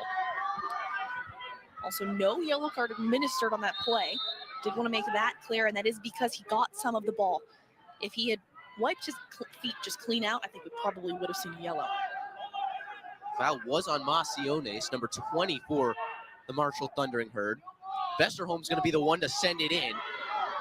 Looking for a bunch of Phoenix players, and Gami Care rises above to try and generate something, but same story, Katie, ends up in the gloves of Oliver Semla. I was going to say, you've noticed that every single time now that they've had a free kick, they're looking for Frog Gami Care. Some yelling from the Elon bench as now Marshall with a chance trying to turn the corner is Matthew Bell. Bell working on that far side. 1-on-2 it appears. Just outside that 18-yard box. Tries to get it inside. Knocked away nicely by the Phoenix defense. Marshall's going to reset. Now chipped. Rosenblatt can't make a play on it. It's going to roll all the way out. And a goalie ball for Ryan Bilichuk. Some subs for the Phoenix. Jack Dolph going to come out for Victor Stromston, as well as number 14, Gustavio Atencio for the Phoenix. Atencio, he had some minutes in that CAA championship game. He played pretty well. He's going to come in. Again, we talked a little bit about their depth, just to replace some of these players in the forward position. They go right at Stromston and a few other Phoenix players, and they'll have it now in the middle of the field with Vesterholm. Vesterholm makes a great move to dust the defender. Now looking for Rosenblatt. He can't find him, but in the middle of the field now. Atencio with it. Turned away by the Marshall backline and now sent up and over. Subs making a huge impact for the Phoenix already. And a big takedown right in front of the press box. It's going to be a foul on Mack. Milo Yosef hits the ground. One more look at the beautiful footwork from Marco Vesterholm. Oh, so close to generating something. Then on the other end of it, Mack a little bit too aggressive here on Yosef. That's going to be a foul. Yeah, but a lot of times you're going to see that foul come from when the opposing player comes at the back of whoever the player that's fouled is, and that is what we've seen all night so far. It's also the reason that foul was called right there. We also saw a ton of that in the CAA championship game. Marshall's going to have a throw in. Atencio pleaded his case, saying that one was off Marshall instead. Now they'll look to advance it forward.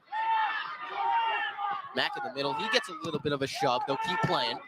Yosef with it, trying to get to Vemun Hovik, who takes a tumble. Hovik going to send it towards the middle.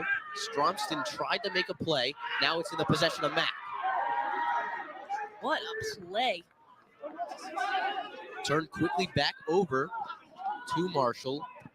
Down low, and there he is, Frank Gami Care. I've said his name all night long. The big reason why this Phoenix team is in this game. Elon right now, they are winning the ball back deep in their defensive zone and just can't possess it long enough to get back into that attack. Elon's going to have a throw in as the crowd's starting to get into it a little bit more. Under 15 minutes left to play, so Elon has got to put their foot on the gas. And the ball is still in play. Marshall player down on the ground. It's Macionas, who's still in that same position, clearly banged up.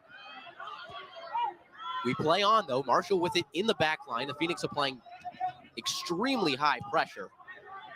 Stromston goes all the way after Semla. Pass towards the middle, and this is dangerous, Katie. Marshall's got to be careful with it. They absolutely do, but Marshall's going to get away with it solely because Elon did not have enough press high that they left a player open on that attack. but still give them a lot of credit. A lot of times that results in a mistake for the other team.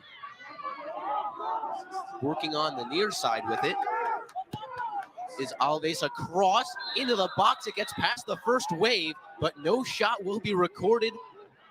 And offside's going to be called as well. So bullet dodge for the Phoenix. I think it reminds you, too, how quickly this game could change. If it becomes a 2-0 game, it's a very different approach from the Phoenix. Thankfully, that was called offsides, but Matthew Bell was sitting wide open over there, and he is not only a fast player, but he has got a spectacular shot. Phoenix working with it now. Atencio, and call offsides. Heartbreaking for the fans here at Rudd. They thought they were about to see their Phoenix go on a little bit of a run, but an offsides is called. Marshall will start playing with it quickly.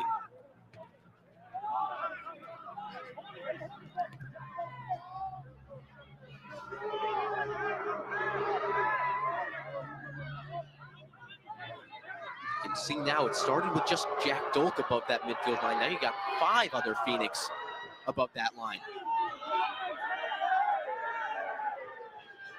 If you're Elon here, yes, you've got just under 12 minutes left to play, but you need to not necessarily change your approach. You have been very close to scoring.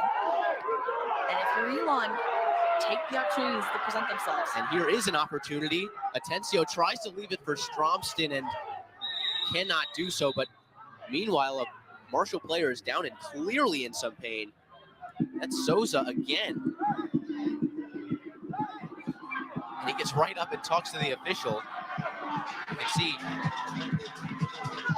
he is fired up. I think that's because it looks like he's bleeding. That's likely why he's as frustrated with the referee. You can see there, Iomax was trying to calm him down, get him away from the official, try not to draw a card.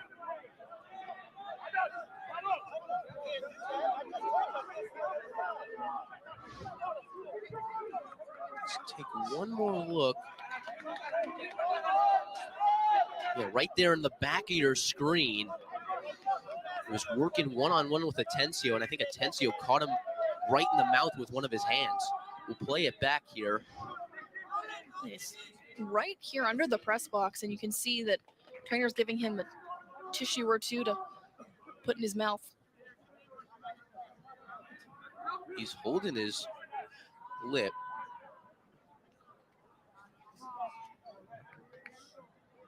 Still no word, and you can see him now talking to the official.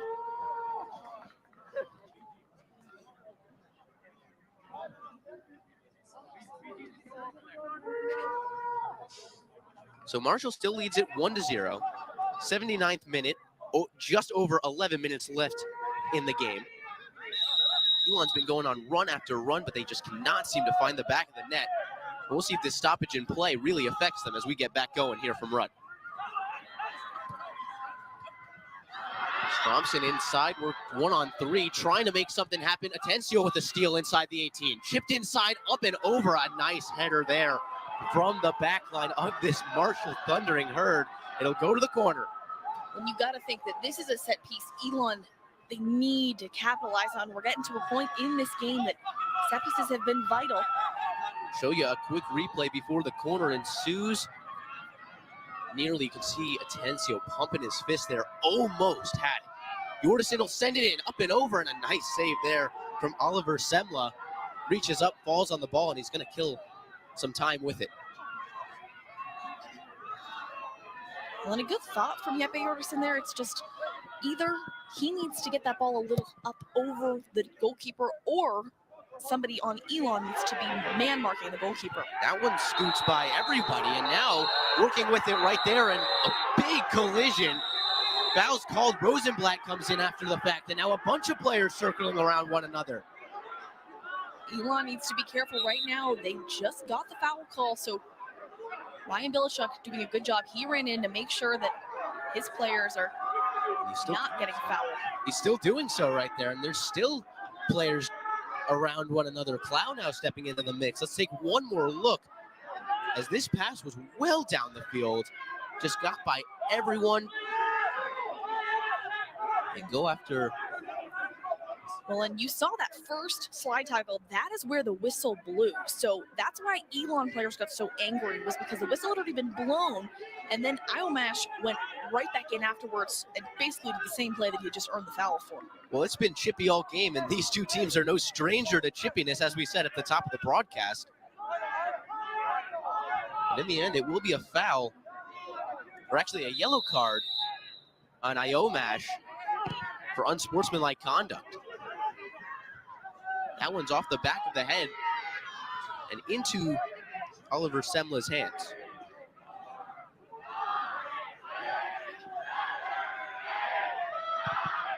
Semla's going to bomb this one well down the field off the head of Gami Kerr, and the Phoenix will, for the moment, have possession of it.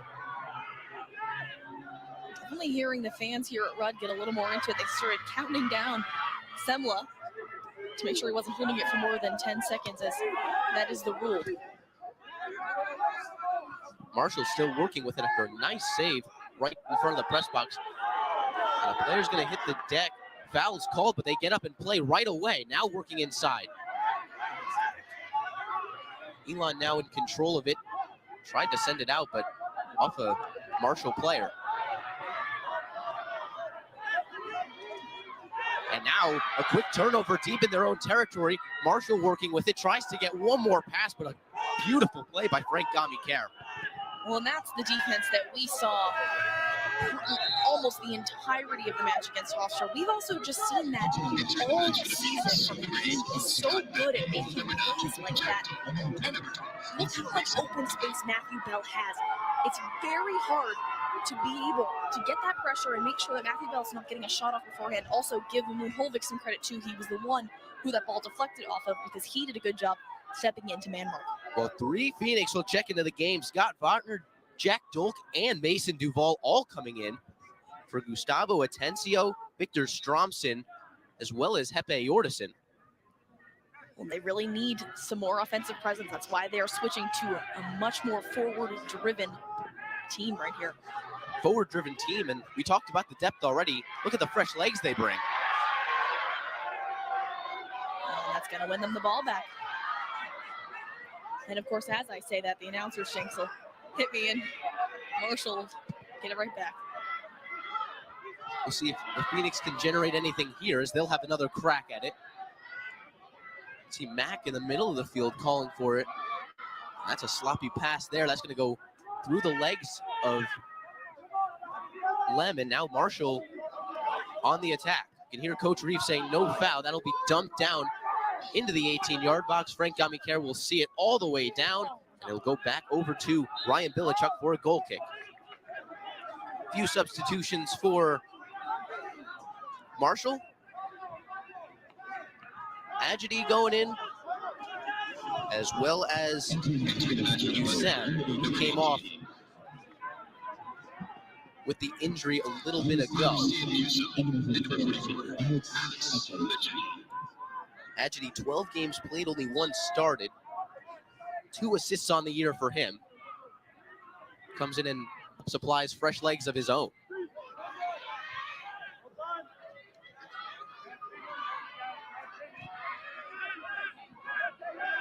Can see a few players stumbling in these final few minutes. But Phoenix able to get it back. They'll play it all the way to this side to Vemund Holvik.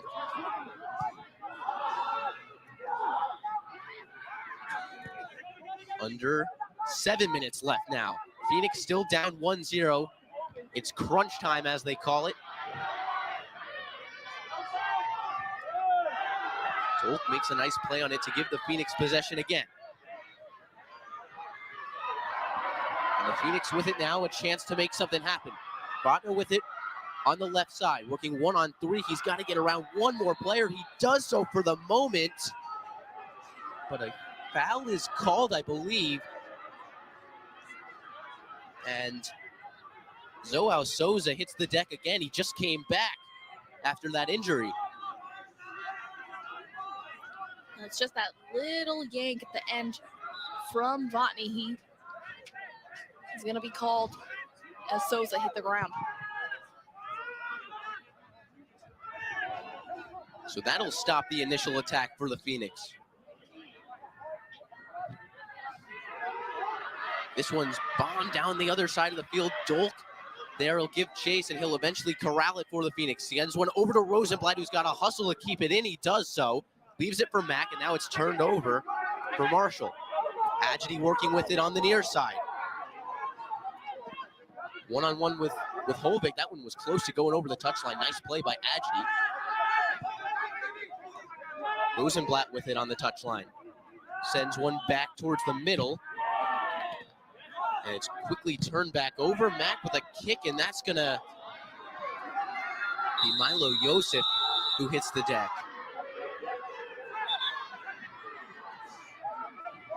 So one more look at it. Yep, and no ill intention there at all. He just, Sabaha kicks the ball. It hit Yosef, and good on the referee there to stop the clock, because I think Elon, they sounded very frustrated because at this point in the game, not necessarily on Marshall, but we see a lot of professional players waste time at the end of matches like this. And the referee does a good job making sure Elon is going to keep as much time as they have. Now Yosef's gonna have to come off for a little bit. We'll see how that affects this Marshall attack. You can hear the crowd getting a little antsy. They're still bringing as much intensity as they started with, trying to see their Phoenix make one last push to the finish. That one's going to roll out of bounds. The Phoenix will have a throw, and they'll get it going quickly. And every second matters, like you just said a moment ago. And they're making every second count. Headed towards the middle. Mack working 1-on-2. He's tripped up, and he'll go back to Marshall. Elon really is going to have to dig deep. They've got 5 minutes left to play. They've done a really good job so far tonight. But these last 5 minutes are where we're really going to see if Elon can keep that pressure. Ibrahima's going to check into the game for Marshall. He's going in for Ryan Holmes.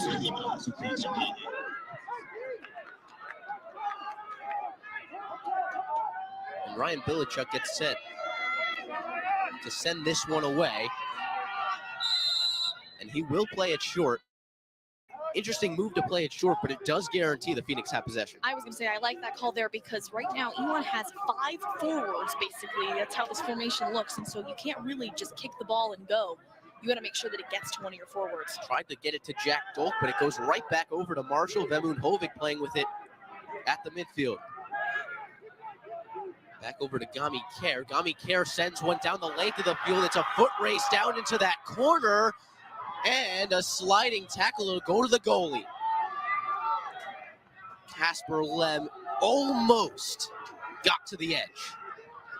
Well, and what good vision from Frank Gami-Kerr there, because that ball was just about perfectly placed, and Lem does a good job just even getting a ball on it at all.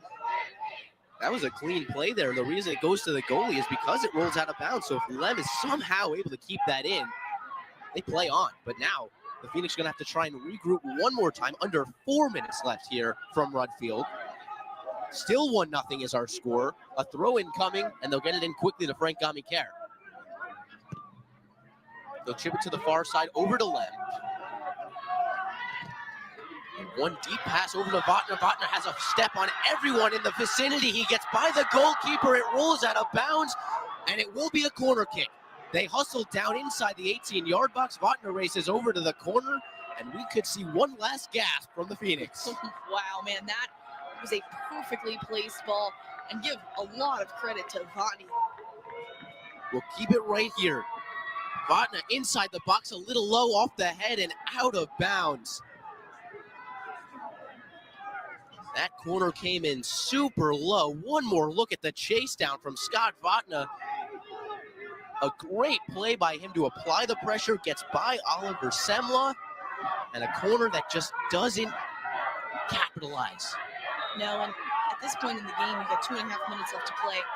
Out of all the corners, you really need to make sure that one is absolutely perfect. Also, give Semla some credit on that stop. He came out of his net and got in the way of Scott Botner. Imagine he's going to send that one directly off Emun Polvik. Gabriel Alves is going to jog his way over to the corner, or to the sideline, excuse me, and take this throw in. Looking down low, Vesterholm makes a nice play to take it away. Phoenix have it under 2 now from Rudd in what could be these seniors' final game, as Coach Reeves said a few days back. Vesterholm now working, sends one towards the middle, looking for Dolk, a nice touch on it to keep possession, sends one to the other side. Lem across the field looking for Duval. He goes up and takes down a Marshall player. A foul is called. And Mark Reeves can't believe it. And all Mason Duval was trying to do there was get to the ball. Alves comes and jumps up over him. So, bit of a tough call there for the Phoenix. Under 1:30 now from Rudd. Semla is going to send it probably as far as he can to drain as much clock off as he can. And he does just that. Hovick goes up to get it. Lem sends one downfield. Gamikar all the way up in front. Botner with it now. Lem sends one deep. And we'll go for a Marshall throw-in on the opposite end. Great play. The awareness to know that you have a player that is on the opposing squad that you can kick off of to get possession of the ball back. Under a minute from Rudd. A match with the Virginia is in the balance for this Sunday. Who's going to come out on top? Marshall leads it 1-0 with 40 seconds left from Rudd. One more chance for the Phoenix. Down low looking for Rosenblatt. It can't get through. Duval with it now. Kick to the outside. They'll take it slow. Lem, a chip inside. Duval skies, and he can't get there. What an effort from Mason Duval, who rose above, but he couldn't find the angle. Alan Mason Duval, he does such a good job of getting up and over. And it looks like Marshall's going to be able to run the rest of this clock out. The Thunder Herd are moving on. They'll have a date with Virginia on Sunday. They do it here at Rudd against the buy-in team, the Elon Phoenix. In a score of 1-0, Katie, what a thriller. This was a fantastic performance from both of these squads. I think that Marshall played so incredibly well. They got the one goal that they needed, and that ended up being what this ended up as. I think if you're Elon, though, you have to be proud of your performance here. Yes, obviously not the result you wanted, but they did a really good job. They improved from their last game, and I think that if you're Coach Reeves, that's all you could ask for. They had a fantastic regular season, not how they wanted to end, but again, give the Phoenix some credit, but Marshall is going to have a really tough game against this Virginia squad. They are number 4 in the nation right now. The goal at the end of the first half from Mohamed Seydu is the difference maker as it propels Marshall to, as you said, against a very difficult UVA team, but they win it here at Rudd 1-0. Back-to-back losses for the Phoenix, one in the CAA championship game against Hofstra, now here tonight in the first round of our NCAA men's soccer tournament.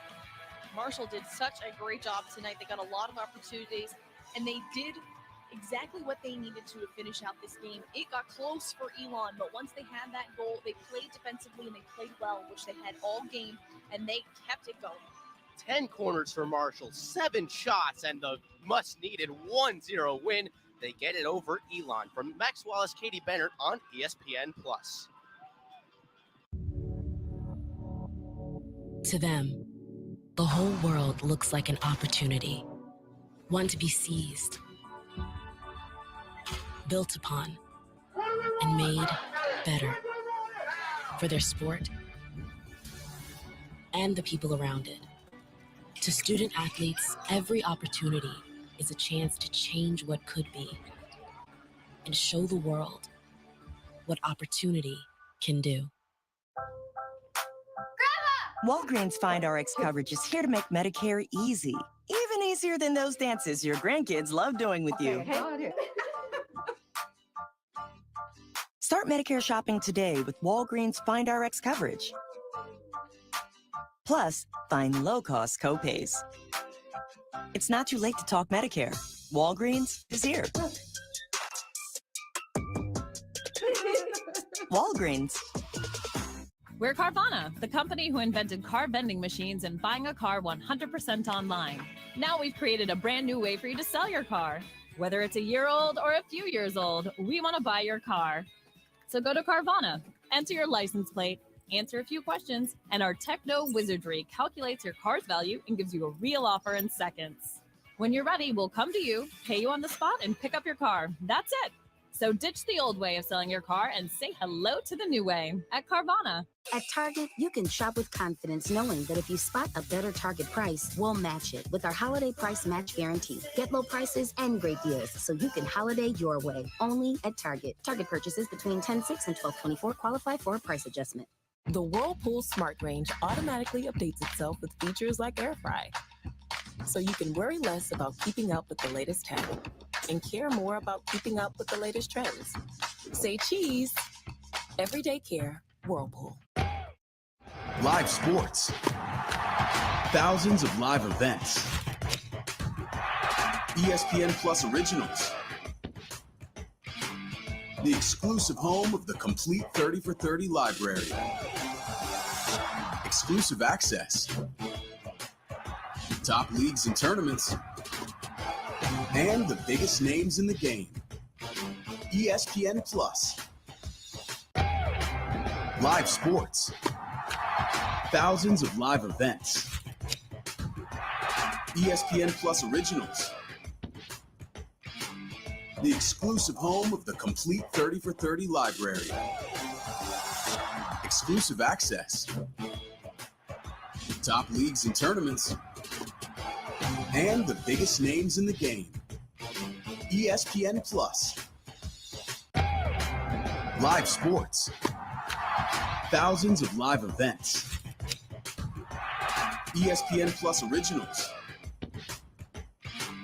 The exclusive home of the complete 30 for 30 library. Exclusive access. Top leagues and tournaments. And the biggest names in the game. ESPN Plus. Live sports. Thousands of live events. ESPN Plus Originals. The exclusive home of the complete 30 for 30 library. Exclusive access. Top leagues and tournaments. And the biggest names in the game. ESPN Plus. Live sports. Thousands of live events. ESPN Plus Originals. The exclusive home of the complete 30 for 30 library. Exclusive access. Top leagues and tournaments. And the biggest names in the game. ESPN Plus. Live sports. Thousands of live events. ESPN Plus Originals.